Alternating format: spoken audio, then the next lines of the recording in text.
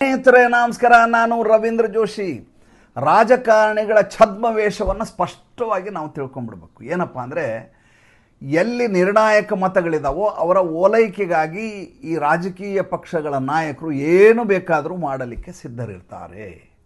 ಅದು ಮುಸಲ್ಮಾನರ ಬಾಹುಳ್ಯ ಇದ್ದರೆ ಮುಸಲ್ಮಾನರ ಓಲೈಕೆ, ಯಾದವರ ಬಾಹುಳ್ಯ ಇದ್ದರೆ ಯಾದವರ ಓಲೈಕೆ, ಬ್ರಾಹ್ಮಣರ ಬಾಹುಳ್ಯ ಇದ್ದರೆ ಬ್ರಾಹ್ಮಣರ, ಹಿಂದೂಗಳ ಬಾಹುಳ್ಯ ಇದ್ದರೆ ಹಿಂದೂಗಳ ಓಲೈಕೆ. ಮಧ್ಯಪ್ರದೇಶದಲ್ಲಿ ನೀವು ನೋಡಿದ್ದೀರಿ, ಸ್ವತಃ ಪ್ರಿಯಾಂಕಾ ವಾಡ್ರಾ ಹಣೆಗೆ ಅರಿಶಿಣವನ್ನು ಹಚ್ಕೊಂಡು, ಕುಂಕುಮವನ್ನು ಇಟ್ಕೊಂಡು, ತಿಲಕವನ್ನು ಇಟ್ಕೊಂಡು ಆಕೆ ಹೊರಟಿರೋ ಧಾಟಿ ನೋಡಿದರೆ ಈಕಿ ಕ್ರಿಶ್ಚಿಯನ್ ಧರ್ಮದಿಂದ, ರಾಬರ್ಟ್ ವಾಡ್ರಾದಿಂದ ಹಿಂದೂ ಧರ್ಮಕ್ಕೆ ಏನಾದರೂ ಘರ್ ವಾಪಸಿ ಏನಾದರೂ ಆಗಿದಾರ ಅನ್ಬೇಕು. ಆ ರೀತಿಯದಾದ ಓಡಾಟ ಇರುತ್ತೆ. ಈತ ಜನಿವಾರವನ್ನು ಕೋಟಿನ ಮೇಲೆ ಹಾಕೋತಾರೆ. ದತ್ತಾತ್ರೇಯ ಕೌಲ್ ಗೋತ್ರದ ರಾಹುಲ್ ಗಾಂಧಿ. ಯಾಕೆ ಈ ವಿಷಯವನ್ನು ಹೇಳಿದೆ? ಯಾಕೆಂದರೆ ನಿನ್ನೆ ಇಲ್ಲ ಮೊನ್ನೆ ಅಜಯ್ ರಾಯ್ ಅಂಥೇಳಿ ಅಲ್ಲೊಬ್ಬ ರಾಜ್ಯಾಧ್ಯಕ್ಷ ಇದ್ದಾನೆ ಉತ್ತರ ಪ್ರದೇಶದಲ್ಲಿ, ಕಾಂಗ್ರೆಸ್ಸಿನ ರಾಜ್ಯಾಧ್ಯಕ್ಷ. ಈತ ಪಕ್ಕಾ ಕಾಂಗ್ರೆಸ್ಸಿನ ಬಾಲಂಗೋಚಿ. ರಾಹುಲ್ ಗಾಂಧಿ ಮತ್ತು ಪ್ರಿಯಾಂಕಾ ವಾಡ್ರಾ ಸೋನಿಯಾ ಗಾಂಧಿಗೆ ಬಾಲಂಗೋಚಿ. ತಾನು ಎಷ್ಟೇ ಬಸವಳಿದರೂ ಕೂಡ, ರಾಜಕೀಯವಾದ ಸ್ಥಾನಮಾನಗಳು ಸಿಗದೆ ಹೋದರೂ ಕೂಡ ನಿರಂತರವಾಗಿ ಗೂಂಡಾಗಿರಿ ಮಾಡಿಕೊಂಡು ಉತ್ತರ ಪ್ರದೇಶದಲ್ಲಿ ತನ್ನ ಆಟಾಟೋಪವನ್ನು ನಡೆಸ್ತಾ ಇದ್ದಾರೆ. ಆತನ ಮೇಲೆ ಅಂಕುಶವಿಟ್ಟವರು ಕೇವಲ ಯೋಗಿ ಆದಿತ್ಯನಾಥ್. ಅಲ್ಲಿ ಬ್ರಾಹ್ಮಣರ ಮತಗಳು ಭಾಳ ದೊಡ್ಡ ಮಟ್ಟದಲ್ಲಿ ಇರುವಂಥ ರಾಜ್ಯ ಅದು. ಮುಂಚೆ ಕಾಂಗ್ರೆಸ್ ಸರ್ಕಾರ ಸಂದರ್ಭದಲ್ಲಿ ಬ್ರಾಹ್ಮಣರೇ ಮುಖ್ಯಮಂತ್ರಿ ಆಗಿ, ಅದನ್ನು ವಿಶದೀಕರಿಸಿ ಹೇಳಬೇಕಾದ ಅಗತ್ಯ ಇಲ್ಲ, ಮತ್ತು ಭಾಳ ದೊಡ್ಡ ಸಂಚಿಕೆ ಆಗಿಬಿಡುತ್ತೆ. ಸಂದರ್ಭ ಬಂದಾಗ ಭಾನುವಾರದ ಹರಟೆಯಲ್ಲಿ ಮಾತಾಡೋಣ. ಹಿಂದೂಗಳು ಮತ್ತು ಬ್ರಾಹ್ಮಣರನ್ನು ಓಲೈಸುವ ಕಾರ್ಯಕ್ರಮವನ್ನು ಈಗ ಕಾಂಗ್ರೆಸ್ನವರು ಉತ್ತರ ಪ್ರದೇಶದಲ್ಲಿ ಕೈಗೊಂಡಿದ್ದಾರೆ. ಉತ್ತರ ಪ್ರದೇಶದ ಚುನಾವಣೆಯ ಸಂದರ್ಭದಲ್ಲಿ ಎರಡು ಭಾಳ ಮಜಾ ಇದೆ. ಏನಪ್ಪ ಅಂದರೆ, ಅಖಿಲೇಶ್ ಯಾದವ್ನನ್ನು ಬಿಟ್ಟರೆ ರಾಹುಲ್ ಗಾಂಧಿಗೆ ಬೇರೆ ವಿಧಿಯೇ ಇಲ್ಲ. ಅಖಿಲೇಶ್ ಯಾದವ್ನ ಕೆಳಗೆ ಕೂತ್ಕೊಂಡು ಈತ ಸ್ನಾನ ಮಾಡಲೇಬೇಕು. ಏಕೆಂದರೆ ಯಾದವರ ಮತಗಳು ಬೇಕು ಅಂದರೆ ಅಖಿಲೇಶ್ ಯಾದವ್ ಜೊತೆ ರಾಹುಲ್ ಗಾಂಧಿ ಇರಬೇಕು. ಸ್ವತಂತ್ರವಾಗಿ ಸ್ಪರ್ಧಿಸಲಾರ 2% ವೋಟ್ ಇದೆ ಕಾಂಗ್ರೆಸ್ದು. ಸ್ವತಃ ಈ ಪಿಂಕಿ ವರ್ಷಗಟ್ಟಲೆ ಮನೆ ಮಾಡಿಕೊಂಡು ಕೂಡ ಕಳೆದ ಬಾರಿ ಅಭ್ಯರ್ಥಿಗಳನ್ನ ಗೆಲ್ಲಿಸ್ಕೊಂಡು ಬರೋರಲ್ಲಿ ವಿಫಲರಾದರಷ್ಟೇ ಅಲ್ಲ, ಠೇವಣಿ ಕೂಡ ನಷ್ಟ ಆಯಿತು. ನೋಟಾದಷ್ಟು ಮತಗಳು ಯಾವ ಕ್ಯಾಂಡಿಡೇಟ್ಗೂ ಅವಾಗ ಬರಲಿಲ್ಲ. ವಿಧಾನಸಭಾ ಚುನಾವಣೆಯ ಸಂದರ್ಭದಲ್ಲಿ 2022ರಲ್ಲಿ ನಾನು ಅದ್ರ ಬಗ್ಗೆ ವಿಡಿಯೋ ಮಾಡಿದ್ದೀನಿ. ಹಳೆಯ ವಿಡಿಯೋ, ಓಲ್ಡೆಸ್ಟ್ ವಿಡಿಯೋ ಅಂತ ನೀವು ಹಾಕಿದರೆ ಅದರಲ್ಲಿ ಬರುತ್ತೆ. ಇವ್ರು ಕಸ ಹೊಡೆದ್ರಿಂದ ಹಿಡಿದು ಎಲ್ಲ ಹೇಳಿದ್ದೀನಿ ಅವಾಗ. ಈಗ ಅಖಿಲೇಶ್ ಯಾದವ್ಗೆ ಈ ದಲಿತರ ಮತಗಳು ಬರಬೇಕು ಅಂದರೆ, ಮುಸಲ್ಮಾನರ ಮತಗಳು ಸಾಕಷ್ಟು ಬರಬೇಕು ಅಂದರೆ, ಅದು ಒಡೆದು ಹೋಗಬಾರ್ದು ಅಂದರೆ ಸ್ಪಿಲ್ ಆಗೋದು. ಒಂದಷ್ಟು ಕಾಂಗ್ರೆಸ್ಗೆ, ಒಂದಷ್ಟು ಸಮಾಜವಾದಿ ಪಾರ್ಟಿಗೆ ಒಡೆದು ಹೋಗಬಾರ್ದು, ಅದು ಕ್ರೋಢೀಕೃತಗೊಳ್ಳಬೇಕು ಅಂದರೆ ಆತ ರಾಹುಲ್ ಗಾಂಧಿಗೆ ಸೀಟ್ಗಳನ್ನು ಬಿಟ್ಕೊಡ್ಬೇಕು. ರಾಹುಲ್ ಗಾಂಧಿ ಎಷ್ಟು ಸೀಟ್ ಕೇಳ್ತಾ ಇದ್ದಾರೆ? 200 ಸೀಟ್ಗಳನ್ನು ಕೇಳ್ತಾ ಇದ್ದಾರೆ. ಅವರ MLAಗಳೇ ವಿಧಾನಸಭೆಯಲ್ಲಿಲ್ಲ. ಅವ್ರಿಗೆ 200 ಟಿಕೆಟ್ಗಳನ್ನು ಕೊಡಬೇಕಂತೆ. ಅಲ್ಲಿರೋದು ಒಟ್ಟು 403 ವಿಧಾನಸಭಾ ಕ್ಷೇತ್ರಗಳು. ಆ 403ರಲ್ಲಿ ಅರ್ಧಕ್ಕರ್ಧ ನನಗೆ ಕೊಡು ಅಂತ ರಾಹುಲ್ ಗಾಂಧಿ ಕೇಳ್ತಾ ಇರೋದು. ಅಖಿಲೇಶ್ ಅದು ತುಂಬ ಚೆನ್ನಾಗಿ ಗೊತ್ತಿದೆ. ಈತ ಡಬಲ್ ಡಿಜಿಟ್ ಹೋಗೋದು ಕೂಡ ಕಷ್ಟ. ಕಾಂಗ್ರೆಸ್ ಇಲ್ಲಿ ನಮ್ಮ ಕೆಳಗಡೆ ನಾವು ಎರೆಯುವಾಗ ಕುತ್ಕೊಂಡು ಕೆಳಗೆ ಸ್ನಾನ ಮಾಡ್ಕೋಬೇಕಿತ್ತು ಅಂತ ಗೊತ್ತು. ಆದರೆ ಆತನನ್ನು ಬಿಟ್ಟರೆ ತನಗೆ ನಷ್ಟ ಅಂತ ಭಾಳ ಚೆನ್ನಾಗಿ ಗೊತ್ತಿದೆ. ಹೀಗಾಗಿ ಇವರಿಬ್ಬರು ಸೆಪ್ಟೆಂಬರ್ ಕೊನೆಯ ವಾರದವರೆಗೂ, ಅಕ್ಟೋಬರ್ವರೆಗೂ ಇದೇ ರೀತಿ ಸಂಘರ್ಷ ಮಾಡ್ತಾ ಇರ್ತಾರೆ. ಮಾತಿನ ಚಕಮಕಿ ನಡೀತಾ ಇರ್ತದೆ. ಕೊನೆಯ ಹಂತದಲ್ಲಿ ಯಾರಿಗೂ ಗೊತ್ತಾಗಲಾರ್ದಾಗೆ ರಾತ್ರೋರಾತ್ರಿ ಡೀಲಾಗಿ ಸೀಟ್ಗಳನ್ನು ಇವ್ರು ಹಂಚ್ಕೋತಾರೆ. ಅಷ್ಟೊತ್ತಿಗೆ ಯೋಗಿ ಆದಿತ್ಯನಾಥ್ ಜೈಭೇರಿ ಬಾರಿಸಿ ಆಗೋಗಿರುತ್ತೆ. ಜೈತ್ರ ಯಾತ್ರೆ ನಡೀತಾ ಇರುತ್ತೆ. ಯಾಕೆಂದರೆ ಯೋಗಿ ಆದಿತ್ಯನಾಥ್ ಈಗಲೇ ಪ್ರತಿ ದಿವಸ ಸಾರ್ವಜನಿಕ ಸಭೆಗಳನ್ನು ಮಾಡ್ತಾ ಇದ್ದಾರೆ. ನಿನ್ನೆ ರಾಯ್ಬರೇಲಿ ಇದ್ದಿದ್ರು, ಮೊನ್ನೆ ಸಂತ್ ಕಬೀರ್ ನಗರದಲ್ಲಿದ್ದರು. ಪ್ರತಿ ದಿವಸ 2 ರಿಂದ 3 ಸಭೆಗಳನ್ನು ಇಡೀ ರಾಜ್ಯಾದ್ಯಂತ ಮಾಡ್ತಾ ಇದ್ದಾರೆ. ಜನರ ಜೊತೆ ಭಾಳ ದೊಡ್ಡ ಮಟ್ಟದ ಸಮನ್ವಯವನ್ನು ಮಾಡ್ತಾ ಇದ್ದಾರೆ, ಸಂವಾದವನ್ನು ಮಾಡ್ತಾ ಇದ್ದಾರೆ, ಅನುಸಂಧಾನವನ್ನು ಮಾಡ್ತಾ ಇದ್ದಾರೆ, ಜನರ ಜೊತೆ ಬೆರೀತಾ ಇದ್ದಾರೆ ಯೋಗಿ ಆದಿತ್ಯನಾಥ್. ಜೊತೆಗೆ ಅವರ ಸರ್ಕಾರ ಮಾಡಿದ ಅಭಿವೃದ್ಧಿ ಕೆಲಸಗಳನ್ನು ಸ್ಪಷ್ಟವಾಗಿ ಜನರಿಗೆ ನಿವೇದನೆ ಮಾಡ್ಕೋತಾ ಇದ್ದಾರೆ, ಇವರನ್ನು ಝಾಡಿಸ್ತಾ ಇದ್ದಾರೆ. ಇನ್ನು ನಾನು ಈ ವಿಷಯಕ್ಕೆ ಬರ್ತೀನಿ. ಯಾರ್ದು? ಅಜಯ್ ರಾಯ್ ಮೊನ್ನೆ ಇದ್ದಕ್ಕಿದ್ದ ಹಾಗೆ ಹನುಮಾನ್ ಗಡಿಗೆ ಬಂದುಬಿಡ್ತಾರೆ. ಅಯೋಧ್ಯೆಗೆ ಬಂದು ಹನುಮಾನ್ ಗಡಿ ದರ್ಶನ ಆಗುತ್ತೆ, ರಾಮ ಮಂದಿರಕ್ಕೆ ಬರ್ತಾರೆ. ಬಂದಾದ ಕೂಡಲೇ ಅಲ್ಲೊಬ್ಬ ಈಗ BJPಯಿಂದ ಹೋದಂಥ ಒಬ್ಬ ರಾಮ್ ನಿಹಾಲ್ ನಿಷಾದ್ ಅಂತ ಇದ್ದಾನೆ. ಮುಂಚೆ BJPಲಿದ್ದ, ಈಗ ಆತ ಕಾಂಗ್ರೆಸ್ಸಿಗೆ ಸೇರ್ಕೊಂಡಿದ್ದಾನೆ. ಆತನ ಪಾರುಪತ್ಯದಲ್ಲಿ ಇವರ ದಿಬ್ಬಣ ಅಯೋಧ್ಯೆಯಲ್ಲಿ ನೋಡಿ ಹೇಗಿದೆ. ಇವರ ವಿಚಿತ್ರಗಳನ್ನ ಹೇಳ್ತಾ ಹೋದರೆ ಮುಗಿಯೋದೇ ಇಲ್ಲ. ಸ್ವತಃ ರಾಹುಲ್ ಗಾಂಧಿ ಇದು ನಾಟಕ ಕಂಪನಿ ಅಂತ ನಮ್ಮ ರಾಮ ಮಂದಿರದ ಬಗ್ಗೆ ಮಾತಾಡಿದಂಥದ್ದು. ಇಲ್ಲಿ ಮುಜರಾ ನಡೀತಾ ಇತ್ತು ಅನ್ನೋ ಮಟ್ಟಿಗೆ ಮಾತಾಡಿದ ವ್ಯಕ್ತಿ. ಐಶ್ವರ್ಯ ರಾಯ್ ಬಂದು ಡ್ಯಾನ್ಸ್ ಮಾಡೋದು ಅಂತ ಹೇಳಿದಂಥ ಮನುಷ್ಯ ಇತ್ತ. ಅಷ್ಟು ನಿಕೃಷ್ಟವಾಗಿ, ಅಷ್ಟು ನೀಚವಾಗಿ ಎಷ್ಟು ಅಸಂಬದ್ಧವಾಗಿ ಮಾತನಾಡಿದಂಥ ವ್ಯಕ್ತಿ. ಆದರೆ ಅವರದೇ ಪಕ್ಷದ ರಾಜ್ಯಾಧ್ಯಕ್ಷ ಅದೇ ಅಯೋಧ್ಯೆಗೆ ಬರ್ತಾರೆ, ಅದೋ ಹನುಮಾನಗಡಿಗೆ ಬಂದು ದರ್ಶನ ಮಾಡ್ತಾರೆ. ಮಾಡಿದ ಮೇಲೆ ಹೋಗ್ಬೇಕಲ್ವ, ಹಣೆ ಕುಂಕುಮ ಹಚ್ಕೊಂಡು ಊಟವನ್ನು ಅರೇಂಜ್ ಮಾಡಲಾಗತ್ತಿತ್ತು. ಈತನಿಗೆ ಊಟ ಅರೇಂಜ್ ಮಾಡಿದರೆ ಫಿಶ್ ಫೀಸ್ಟ್ ಅಂತದ್ದು ನಾನು ಕೇಳೇ ಇರಲಿಲ್ಲ, ಈಗ ಕೇಳ್ತಾ ಇರೋದು. ಮೀನಿನ ಊಟವನ್ನು ಈತನಿಗಾಗಿ ಅರೇಂಜ್ ಮಾಡಲಾಗಿತ್ತು. ದೊಡ್ಡ ಮಟ್ಟದಲ್ಲಿ 106 ಜನ ಸೇರಿದಂಥ ಒಂದು ಸತ್ರ, ಅಂದರೆ ಒಂದು ದೊಡ್ಡದಾದ ದಾಸೋಹದ ರೀತಿಯಲ್ಲಿ ಊಟ. ಅಲ್ಲಿ ನಾನ್ ವೆಜ್ ಊಟವನ್ನು ಬಡಿಸಿದರು. ಇವತ್ತು ಮಾಧ್ಯಮ ಎಷ್ಟು ಪ್ರಖರವಾಗಿದೆ, ಎಷ್ಟು ತ್ವರಿತವಾಗಿ ವಿಷಯಗಳನ್ನು ಸಮಾಜಕ್ಕೆ ತಿಳಿಸ್ಬಿಡುತ್ತೆ ಅಂದರೆ, ಇನ್ನೂ ಹಿಂಗೆ ಮೀನು ಕೈಗೆ ಎತ್ಕೊಂಡಿಲ್ಲ ಅಂತ ಫೋಟೋಗಳು ಎಲ್ಲ ಕಡೆ ವೈರಲ್ ಆಗಲಿಕ್ಕೆ ಶುರುವಾಗ್ಬಿಟ್ಟು. ಎಂಥ ಸಂದಿಗ್ಧತೆಗೆ ಸಿಕ್ಕಾಕೊಂಡ್ಬಿಟ್ರು ಕಾಂಗ್ರೆಸ್ನವರು ಅಂದರೆ, ಈತ ಹೋಗದೇ ಇದ್ರೂ ನಡೀತಿತ್ತು, ಹೋಗಿ ಈ ರೀತಿ ಮಾಡ್ಕೊಂಡ. ಅದಕ್ಕೆ ಕಾರಣ ಇದೆ. ಏನಪ್ಪ ಅಂದರೆ, ತೇಜಸ್ವಿ ಯಾದವ್ ಹೋದ ಸಲ ಶ್ರಾವಣ ಮಾಸದಲ್ಲಿ ಇದೇ ರೀತಿ ಮೀನನ್ನು ಹೀಗೆ ಹಿಡಿದು ಫೋಟೋ ತಕ್ಕೊಂಡು ಹಿಂದೂಗಳನ್ನು ಅಣಕಿಸಿದ್ದ. ಸ್ಪೆಷಲ್ ಫ್ಲೈಟಲ್ಲಿ, ಹೆಲಿಕಾಪ್ಟರಲ್ಲಿ ಹೋಗ್ತಾ ಫ್ಲೈಟಲ್ಲೇ ತಟ್ಟೆ ಊಟ ಇಟ್ಕೊಂಡು ಹಿಂಗೆ ಮೀನು ಹಿಡ್ಕೊಂಡು ಎಲ್ಲರಿಗೂ ತೋರಿಸಿದ್ದ. ಅಂದರೆ ನಾವು ನಿಮಗೇನು ಹಿಂದೂಗಳಿಗೆ ಇದನ್ನು ಮಾಡಲ್ಲ, ಕೇರ್ ಮಾಡೋದಿಲ್ಲ, ನಾವು ಹೆಂಗೆ ಬೇಕೋ ಹಂಗೆ ಇರ್ತೀವಿ, ನಾವು ಯಾದವರು ನಮ್ಗೆ ಇಷ್ಟ ಬಂದಂಗೆ ಮಾಡ್ತೀವಿ ಅಂತ ತೋರಿಸಿದ್ದ. ಇವರ ಅಪ್ಪ ಲಾಲು ಯಾದವ್ ಚಂಪಾರನ್ ಮಟನ್ ಅಂಥೇಳಿ ಈತ ಬಂದಿರೋದು ಪೆರೋಲ್ ಮೇಲೆ ಹೊರಗಡೆ ಬಂದಿರೋದು.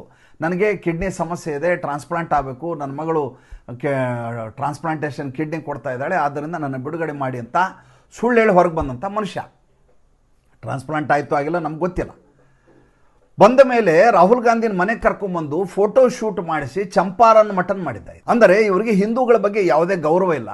ಹಿಂದೂ ಸಂಸ್ಕೃತಿ, ಹಿಂದೂ ವಿಚಾರ, ಆಚಾರ ವಿಚಾರಗಳು, ಅವರ ನಂಬಿಕೆಗಳು, ಇದನ್ನು ತುಚ್ಛೀಕರಿಸುವಂಥ ಜನ. ಹೀಗಾಗಿ ಬೇಕು ಅಂತಲೇ ಇದನ್ನ ಸೋಷಿಯಲ್ ಮೀಡಿಯಾದಲ್ಲಿ ಹಾಕಿ ಶ್ರಾವಣ ಮಾಸದ ಸಂದರ್ಭದಲ್ಲಿ ಅವಮಾನ ಮಾಡುವ ಪ್ರಯತ್ನವನ್ನು ಮಾಡ್ತಾರೆ. ಯಾವಾಗ ಅಜಯ್ ರಾಯ್ ಈ ರೀತಿ ಮೀನಿನ ಊಟ ಮಾಡಿದ ಅಂತ ಗೊತ್ತಾಗುತ್ತೋ ಬ್ಯಾಕ್ ಫೈರ್ ಆಗುತ್ತೆ ಅಂತ ತುಂಬ ಚೆನ್ನಾಗಿ ಇವ್ರಿಗೆ ಗೊತ್ತಾಗ್ಬಿಡುತ್ತೆ. ಆವಾಗ ಪವನ್ ಖೇರಾ ಬರ್ತಾನೆ. ಪವನ್ ಖೇರಾನ್, ಈಗ ಎಲ್ಲದಕ್ಕೂ ಪವನ್ ಖೇರಾನನ್ನು ಮುಂದೆ ಬಿಡಲಾಗ್ತಾ ಇದೆ. ಯಾಕಂದರೆ ಆತನನ್ನು ರಾಜ್ಯಸಭಾ ಸದಸ್ಯನನ್ನಾಗಿ ಮಾಡಲಾಗಿದೆ. ಸುಳ್ಳು ಹೇಳುವುದರಲ್ಲಿ ಈತ ನಿಷ್ಣಾತ, ನಿಸ್ಸೀಮ ಅನ್ನೋದು ಕಾಂಗ್ರೆಸ್ಸಿಗೆ ಚೆನ್ನಾಗಿ ಗೊತ್ತಿದೆ. ನೀವು ಸುಳ್ಳನ್ನು ಸತ್ಯಕ್ಕಿಂತ ಚೆನ್ನಾಗಿ ಹೇಳಬಲ್ಲ ವ್ಯಕ್ತಿ ಯಾರಾದರೂ ಇದ್ದರೆ ಅದು ಪವನ್ ಖೇರಾ. ಅದನ್ನು ನಾವು ಹಿಮಂತ ಬಿಸ್ವ ಶರ್ಮಾ ಕೇಸಲ್ಲಿ ಅಸ್ಸಾಂನಲ್ಲಿ ನೋಡಿದ್ದೀವಿ. ಸುಳ್ಳು ಹೇಳಿದ್ರೆ ಆ ರೀತಿ ಸುಳ್ಳು. ಒಂದು ಸಲ ಅಸ್ಸಾಂನಲ್ಲಿ ಪ್ರೆಸ್ ಮೀಟು, ಒಂದು ಸಲ ದಿಲ್ಲಿಯಲ್ಲಿ ಪ್ರೆಸ್ ಮೀಟ್, ಆ ರೀತಿ ಮಾಡಿದ್ರು. ಈ ಕಳೆದ 4 ದಿವಸದಿಂದ ಪ್ರತಿ ದಿವಸ ಪವನ್ ಖೇರಾ ಪ್ರೆಸ್ ಮೀಟ್ ಮಾಡ್ತಾ ಇದ್ದಾರೆ. ಇಷ್ಟು ದಿವಸ ಕರ್ನಾಟಕ ದಮನಕಗಳು ಮಾಡ್ತಿದ್ರು. ಒಂದು KC ವೇಣುಗೋಪಾಲು, ಇಂದು ಜಯರಾಮ್ ರಮೇಶ್. ಈಗಲೂ ಕೂಡ ಅವ್ರು ಮಾಡ್ತಾರೆ. ಆದರೆ ಅತಿ ಹೆಚ್ಚು ಇಂಥ ವಿವಾದಾತ್ಮಕ ವಿಚಾರ ಬಂದಾಗ ಪವನ್ ಖೇರಾ ಮುಂದೆ ಬಂದ್ಬಿಡ್ತಾನೆ. ಬಿಳಿ ಗಡ್ಡ ಬಿಟ್ಕೊಂಡಿದ್ದಾನೆ, ಅದು ಯಾಕೆ ಬಿಳಿ ಗಡ್ಡ ಬಿಟ್ಟಿದ್ದಾನೆ ನಂಗಂತೂ ಗೊತ್ತಿಲ್ಲ. ಈತನಂಥ ಅವಿವೇಕಿ ಇನ್ನೊಬ್ರು ಇರಲಿಕ್ಕೆ ಸಾಧ್ಯವೇ ಇಲ್ಲ. ತಾನು ರಾಜ್ಯಸಭಾ ಸದಸ್ಯನಾಗಿದ್ದು ಈ ದೇಶದ ರಾಷ್ಟ್ರಪತಿ ಆಗಿದ್ದೀನಿ ಅನ್ನುವಂಥ ಭ್ರಮಿತ ವ್ಯಕ್ತಿ ಈತ ಹೇಳ್ತಾನೆ, ಅಜಯ್ ರಾಯ್ ಅಲ್ಲಿ ಮೀನಿನ ಊಟ ಇದ್ದದ್ದು ನಿಜ, ಆತ ಶಾಕಾಹಾರಿ, ಆದ್ದರಿಂದ ಆತ ಮೀನು ತಿಂದಿಲ್ಲ. ಸ್ವಾಮಿ, ಶ್ರಾವಣ ಮಾಸ ನೀವು ಅಯೋಧ್ಯೆಯಲ್ಲಿ ಊಟವನ್ನು ಅರೇಂಜ್ ಮಾಡಿದ್ದೀರಿ. ಮೊದಲನೇದಾಗಿ ಯೋಗಿ ಆದಿತ್ಯನಾಥ್ ಅವರ ಸರ್ಕಾರ ಅಯೋಧ್ಯೆ ಎಲ್ಲಿಯೂ ಕೂಡ ಮಾಂಸದ ಅಂಗಡಿ ಇಡಬಾರದು ಅಂಥೇಳಿ ಸ್ಪಷ್ಟವಾದ ನಿರ್ದೇಶನ ಇದೆ. ಎಲ್ಲೋ ಊರು ಹೊರಗಡೆ ಕಸಾಯಿಖಾನೆ ಹತ್ರ ಮಾಡ್ಕೋಬೋದೇ ವಿನ ಮಂದಿರದ, ಇದು ಟೆಂಪಲ್ ಟೌನ್. ಈ ಟೆಂಪಲ್ ಟೌನ್ನಲ್ಲಿ ಅಲ್ಲಿ ಬರುವಂಥ ಶ್ರದ್ಧಾಳುಗಳಿಗೆ ಗೌರವ ಕೊಡಬೇಕಾದದ್ದು ಪ್ರತಿಯೊಬ್ಬ ಸಮಾಜದಲ್ಲಿರುವ ನಾಗರಿಕನ ಕರ್ತವ್ಯ. ಇದು ಆಹಾರ ನಿನ್ನ ಹಾಕಿರ್ಬೋದು, ಆಹಾರ ನಿನ್ನ ಹಾಕು ಅಂತೇಳಿ ದೇವಸ್ಥಾನದಲ್ಲಿ ಕೂತ್ಕೊಂಡು ಮಟನ್ ಊಟ ಮಾಡೋದು, ಬಿರಿಯಾನಿ ತಿನ್ನೋಕ್ಕೆ ಯಾರ ಕಡೆ ಸಾಧ್ಯ ಆಗೋದಿಲ್ಲ. ಹಾಗೆ ಮಾಡೋ ಕೂಡದು ಕೂಡ ಅದು ಸಂವಿಧಾನ ವಿರೋಧಿಯಾಗಿದ್ದು. ಮಾತೆತ್ತಿ ಹಿಂಗೆ ಅಲ್ಲಾಡಿಸ್ತೀರಿ ಸಂವಿಧಾನದ ಪುಸ್ತಕನ, ಇದು ಗೊತ್ತಾಗಲ್ವ ನಿಮಗೆ? ಆಯಿತು, ಯಾವಾಗ ಇದು ಬ್ಯಾಕ್ ಫೈರ್ ಆಗಿ ಎಲ್ಲ ಕಡೆ ಸೋಷಿಯಲ್ ಮೀಡಿಯಾದಲ್ಲಿ ವೈರಲ್ ಆಗಿ ಶುರು ಆಯಿತು, ಈತ ಬಂದು ಸ್ಪಷ್ಟೀಕರಣ ಕೊಡುವ ಕೆಲಸವನ್ನು ಮಾಡ್ತಾನೆ, ಶಾಕಾಹಾರಿಗಳು ಅಂತ. ಅದಕ್ಕೆ ಯೋಗಿ ಆದಿತ್ಯನಾಥ್ ನಿನ್ನೆ ರಾಯಬರೇಲಿ ಹೇಳಿದರು, ಈತನಿಗೆ ಅಯೋಧ್ಯೆಗೆ ಬರಲಿಕ್ಕೆ ಯಾರು ಹೇಳಿದರು? ಅಯೋಧ್ಯೆಗೆ ಬರೋದು ಅಷ್ಟೇ ಅಲ್ಲ, ಹನುಮಾನಗಡಿಗೆ ಹೋದ ಮೀನಿನ ಊಟ ಮಾಡ್ದ. ಜನರಿಗೆ ನಿನಗೇನು ಶಿಕ್ಷೆ ಕೊಡಬೇಕು, ಸರಿಯಾದಂಥ ಶಿಕ್ಷೆ ಕೊಡ್ತಾರೆ, ನೀನು ಪ್ರಾಯಶ್ಚಿತ್ತ ಆಗುವ ಹಾಗೆ ಮಾಡ್ತಾರೆ, ನಿನ್ನ ಬಿಡೋದಿಲ್ಲ ಅಂತ ಹೇಳಿದ್ರು. ಯಾವ ರೀತಿ ಯೋಗಿ ಆದಿತ್ಯನಾಥ್ ಜಾಡಿಸ್ತಾ ಇದ್ದಾರೆ ಅಂದರೆ, ಅವರ ಭಾಷಣಗಳನ್ನು ನೀವು ಕೇಳಬೇಕು. ಸಾರ್ವಜನಿಕವಾಗಿ ಅವರು ರಾಯಬರೇಲಿ ಮಾಡಿದ ಭಾಷಣ, ಸಂತ್ ಕಬೀರ್ ನಗರದಲ್ಲಿ ಮಾಡಿದ ಭಾಷಣ, ಇತ್ತೀಚೆಗೆ ಅವರು ಎಲ್ಲ ಕಡೆ ಹೋದಲ್ಲಿಯೂ ಭಾಳ ಪ್ರಖರವಾಗಿ ಮಾತಾಡ್ತಾ ಇದ್ದಾರೆ. ಯಾರಿಗೂ ಕೇರೆ ಮಾಡ್ತಾ ಇಲ್ಲ. ಚುನಾವಣೆ ಹತ್ತಿರ ಬಂದಿದೆ. ತಮ್ಮ ಅಭಿವೃದ್ಧಿ ಕೆಲಸ ಮತ್ತು ಇವರನ್ನು ಜಾಡಿಸುವ ಕೆಲಸ ಎರಡನ್ನೂ ಅತ್ಯಂತ ದಾರ್ಷ್ಟ್ಯ ಅನ್ನಬಾರ್ದು ಅವ್ರ ವಿಷಯಕ್ಕೆ. ದಾರ್ಷ್ಟ್ಯ ಅನ್ನೋ ಶಬ್ದ ಭಾಳ ಕೆಟ್ಟ ಶಬ್ದ ಆಗಿಬಿಡುತ್ತೆ ಅವ್ರ ವಿಷಯಕ್ಕೆ. ಅಷ್ಟು ಅನುಚಾನವಾಗಿ ಅದನ್ನು ನಡೆಸ್ಕೊಂಡು ಬರ್ತಾ ಇದ್ದಾರೆ. ಈ ಮಧ್ಯೆ ನಿನ್ನೆ ಈತ ಅವಿವೇಕಿ ಇನ್ನೊಬ್ಬ ಇದ್ದಾನೆ. ಆತನ ಹೆಸರು ಸೌರವ್ ದಾಸ್ ಅಂತ. ಈತ RTI ಆ್ಯಕ್ಟಿವಿಸ್ಟು. ಆತ ನನ್ನ ಮಾಹಿತಿ, ನಿಮ್ಮ ಮಾಹಿತಿ, ಅವರ ಮಾಹಿತಿ, ಎಲ್ಲರ ಮಾಹಿತಿಯನ್ನು ಕೇಳೋದ್ರಲ್ಲಿ ಉಸ್ತಾದಿವನು. ಸುವರ್ಣಕಾಂತ ಶರ್ಮಾ ವಿರುದ್ಧ RTIನಲ್ಲಿ ಹಾಕಿ ಈತ ಮಾಹಿತಿಯನ್ನು ತಗೊಂಡು ಅರವಿಂದ್ ಕೇಜ್ರಿವಾಲ್ ವಿರುದ್ಧ ನೀವು ಅರವಿಂದ್ ಕೇಜ್ರಿವಾಲ್ ಪ್ರಕರಣದಲ್ಲಿ ನೀವು ಪೀಠದಲ್ಲಿ ಇರಬಾರ್ದು, ರೆಕ್ಯೂಸ್ ಮಾಡ್ಕೋಬೇಕು ಅಂತ ಕೇಳಿದಂಥ ಹುಡುಗ ಇವನು. ಇಂಥ ವಿವೇಕಿ ತನ್ನ ಮನೆ ಎಲ್ಲಿದೆ ಅಂತ ಒಂದು ಚಾನಲ್ ಅವ್ರು ಹೇಳಿದ ತಕ್ಷಣ ಅದ್ರ ವಿರುದ್ಧ ತಡೆಯಾಜ್ಞೆಯನ್ನು ಕೇಳ್ತಾನೆ ದಿಲ್ಲಿ ಹೈಕೋರ್ಟ್ನಲ್ಲಿ. ಮಜಾ ನೋಡಿ ಹೇಗಿದೆ. ಜಸ್ಟಿಸ್ ಸಚಿನ್ ದತ್ತ ಅವರಿದ್ದಂಥ ಬೆಂಚು. ಈತನ ಪರವಾಗಿ ವಾದ ಮಂಡನೆ ಯಾರ್ದು ಅಂತ ಕೇಳ್ಬೇಕು ನೀವು. ಮೊದಲನೇದಾಗಿ ಕಪಿಲ್ ಸಿಬಲ್ ಅವರ ಮಗನಾದಂಥ ಅಖಿಲ್ ಸಿಬಲ್ ಇದ್ದರು, ಸಮ್ಯಕ್ ಗಂಗ್ವಾಲ್ ಇದ್ದರು, ಕೃಷ್ಣೇಶ್ ಬಿ ಅವರಿದ್ದರು, ಆಯುಷ್ ಶ್ರೀವಾಸ್ತವ್. ಇಷ್ಟು ಜನ, ಒಬ್ಬ ಈತ ಜನ್ಸಿ ಅಂತೆ, ಈತ ಒಬ್ಬ ಸ್ಟೂಡೆಂಟ್ ಅಂತೆ, ಈತ ಈ ದೇಶದ ಪ್ರಭೃತಿಗಳು ಅನ್ಸ್ಕೊಂಡಂಥ 5 ಲಾಯರ್ಗಳನ್ನು ಫೀಲ್ಡಲ್ಲಿ ಬಿಡ್ತಾನೆ ಒಂದು ಕೇಸ್ಗೆ. ಏನು ಕೇಸು? ನನ್ನ ಮನೆ ಫೋಟೋ ತೆಗೆದಿದ್ದಾರೆ, ನನ್ನ ಟ್ರೇಸ್ ಪಾಸ್ ಮಾಡಿದ್ದಾರೆ, ನಮ್ಮ ಅಪ್ಪ ಅಮ್ಮನ ಬಗ್ಗೆ ಮಾತಾಡಿದ್ದಾರೆ, ನನ್ನ ಮನೆ ಬಾಡಿಗೆ ವಿಚಾರ ಮಾತಾಡಿದರೆ, ಇದನ್ನೆಲ್ಲಕ್ಕೂ ತಡೆಯಾಜ್ಞೆ ಕೊಡಿ, ಶಾಶ್ವತ ತಡೆಯಾಜ್ಞೆ ಕೊಡಿ ಅಂತ. ಹೆಂಗಿದೆ ಸ್ವಾಮಿ ಇದು? ಈತ ಊರವ್ರದ್ದೆಲ್ಲ ಫೈಲ್ ತೆಗಿಬೋದಂತೆ, ಜಾತಕವನ್ನು ಊರಿಗೆಲ್ಲ ಬಿಚ್ಚಿಡ್ಬೋದಂತೆ. ಇವನ ಜಾತಕವನ್ನು ಯಾರು ತೆಗೆದು? ಈತನ ವಿರುದ್ಧ ಅಭಿಜಿತ್ ಅಯ್ಯರ್ ಮಿತ್ರ ಅಂತೇಳಿ ಒಬ್ಬ ಅದ್ಭುತವಾದಂಥ ಸೋಷಿಯಲ್ ಮೀಡಿಯಾ ಇನ್ಫ್ಲುಯೆನ್ಸರ್. ಆತ ಪೋಡ್ಕಾಸ್ಟ್ನಲ್ಲಿ ಎಲ್ಲ ವಿಷಯವನ್ನು ಈತನ ಬಗ್ಗೆ ಸಂಪೂರ್ಣವಾಗಿ ಬಯಲಿಟ್ಟು ಈತನ ಜಾತಕವನ್ನು ಹರಿಡ್ಬಿಟ್ಟ. ಜೊತೆಗೆ ಮಜಾ ಅಂದರೆ ಜೈಪುರ್ ಡೈಲಾಗ್ಸ್ ಅಂತಿದೆ, ಅವರು ಇದನ್ನು ಪೋಡ್ಕಾಸ್ಟ್ ಮಾಡಿದರು. ಅದಾದಮೇಲೆ ದಿ ಪಾಂಪ್ಲೆಟ್ ಅಂತ ಒಂದು ವೆಬ್ ಪೋರ್ಟಲ್ ಇದೆ, ಯೂಟ್ಯೂಬ್ ಚಾನಲ್, ಅವರು ಇದ್ರ ಬಗ್ಗೆ ಹಾಕಿದರು. ಟ್ವಿಟರ್ನಲ್ಲಿ ಬಂತು, ಎಲ್ಲ ಕಡೆ ಬಂದು ಸುಮಾರು ಒಂದು 25 ಲಕ್ಷ ವ್ಯೂಸ್ ಆಗೋಯಿತು. ಈತನಿಗೆ ಕಂಗಾಲಾಗ್ಲಿಕ್ಕೆ ಶುರುವಾದ, ಈತನಿಗೆ ಕೆಳಗಡೆಯಿಂದ ಪೈಲ್ಸ್ ಶುರುವಾಯಿತು. ನಂದೆಲ್ಲ ಮಾಹಿತಿ ಹೊರಗಡೆ ಬಂದ್ಬಿಡ್ತು, ನಾನು ಬೀದಿ ಪಾಲಾಗಿಬಿಟ್ಟಿದ್ದೀನಿ ಅಂತ. ಈತ ಕೋರ್ಟಿಗೆ ಮೊರೆ ಹೋಗ್ತಾನೆ. ಕೋರ್ಟ್ನಲ್ಲಿ, ದಿಲ್ಲಿ ಹೈಕೋರ್ಟ್ನಲ್ಲಿ ಹೇಳಲಾಗತ್ತೆ, ಕೇಳ್ತಾರೆ ಕೋರ್ಟ್ನಲ್ಲಿ, ಏನಪ್ಪ ಇವನ ಬಗ್ಗೆ ಇಷ್ಟೆಲ್ಲ ಹಾಕಿದ್ದೀರಂತೆ, ನಿಜಾನ? ಎಕ್ಸ್ನವ್ರು ನೀವೇನು ಹೇಳ್ತೀರಿ? ಎಕ್ಸ್ನವ್ರು ಹೇಳ್ತಾರೆ, ಕಮ್ಯುನಿಟಿ ಸ್ಟ್ಯಾಂಡರ್ಡ್ ಪ್ರಕಾರ ಯಾವಾಗ ಇದು ವೈಲೇಷನ್ ಅಂತ ಗೊತ್ತಾಯಿತು ನಾವು ಡಿಲೀಟ್ ಮಾಡಿದ್ದೀವಿ. ಅವಾಗ ಇವರು ವಕೀಲ ಅಖಿಲ್ ಸಿಬಲ್ ಹೇಳ್ತಾರೆ, ಹೌದು ಇವರೇನೋ ಇದರಲ್ಲಿ ಟ್ವಿಟರ್ ಹ್ಯಾಂಡಲ್ನಲ್ಲಿ ಡಿಲೀಟ್ ಮಾಡಿರ್ಬೋದು, ಉಳಿದು ಸೋಷಿಯಲ್ ಮೀಡಿಯಾದಲ್ಲಿ ಇದೆಲ್ಲ, ಅದಕ್ಕೇನು ಮಾಡ್ಬೇಕು ನಾವೀಗ?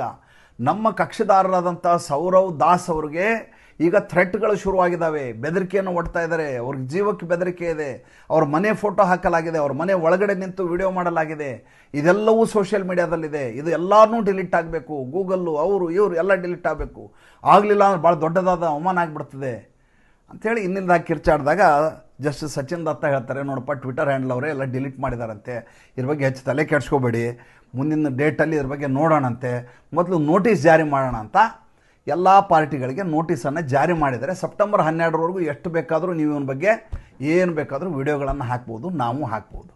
ಇವರು ಬೇರೆದವ್ರ ಬಗ್ಗೆ ಅಶ್ಲೀಲವಾಗಿ ಮಾತಾಡ್ಬೋದು, ಈ ದೇಶದ ಪ್ರಧಾನಿಯ ಘನತೆಯನ್ನು ಗಾಳಿಗೆ ತೂರ್ಬೋದು, ಮಾತಾಡಿದ್ದು ಏನು ತಪ್ಪು ಅಂತ ಇವ್ರು ಕಂಡ ಕಡೆ ಹೇಳ್ಬೋದು.